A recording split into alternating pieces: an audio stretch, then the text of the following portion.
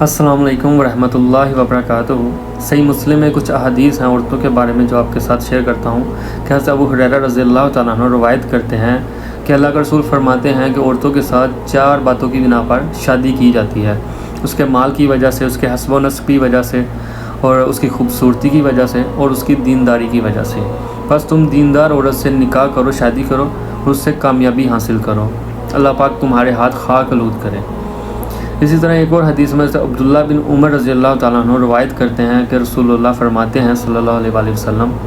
کہ دنیا ایک متاع ہے، یعنی کہ کچھ وقت کے لیے فائدہ اٹھانے کی چیز، اور بہترین متاع نیک عورت ہے۔ اسی طرح صحیح مسلم میں ایک اور حدیث میں رسول اللہ صلی اللہ علیہ وسلم فرماتے ہیں کہ عورت پسلی سے پیدا کی گئی ہے، بس تم اسے سیدھا کرنے کی کوشش کرو گے تو تم اسے توڑ ڈالو گے، اور تم اسے ایسے ہی چھوڑ دو گے تو اس سے فائدہ اٹھاؤ گے، مگر پھر بھی یہ ٹیڑھی ہی رہے گی۔ اسی طرح ایک اور حدیث میں رسول اللہ صلی اللہ علیہ وسلم فرماتے ہیں کہ کوئی مومن مرد اپنی مومنہ بیوی سے بغض نہ رکھے،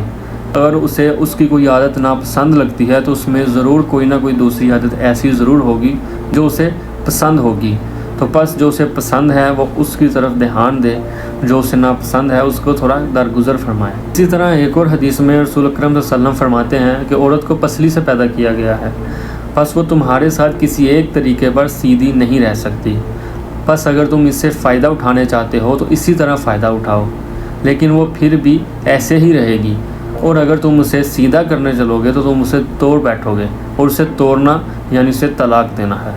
بس ان حدیث سے ہمیں یہ سبق لینا چاہیے کہ عورتوں کے ساتھ اچھے اخلاق سے پیش آئیں۔ اگر آپ کے ساتھ کوئی آپس میں کوئی معاملات ایسے ہیں جو آپ کے ساتھ ایک دوسرے کے ساتھ نہیں بن رہی، تو رسول اللہ علیہ وسلم کی یہ حدیث کو سامنے رکھتے ہوئے اس بات کو اپنے مائنڈ میں رکھیں کہ رسول اللہ علیہ وسلم پہلے ہی یہ بات بتا چکے ہیں کہ عورت جو ہے وہ پسلی سے بنی ہے اور وہ ٹیڑھی ہے اور ٹیڑھی ہی رہے گی، یعنی کہ درگزر کا معاملہ فرماؤ، اور ان کے اندر جو اچھی عادات ہیں ان کو دیکھو، اور جو بری عادات ہیں ان پر درگزر فرماؤ، اس سے آپ کی جو زندگی ہے وہ اچھی گزرے گی۔ تو اللہ پاک ہم سب کو سمجھنے کی توفیق عطا فرمائے۔ جزاک اللہ۔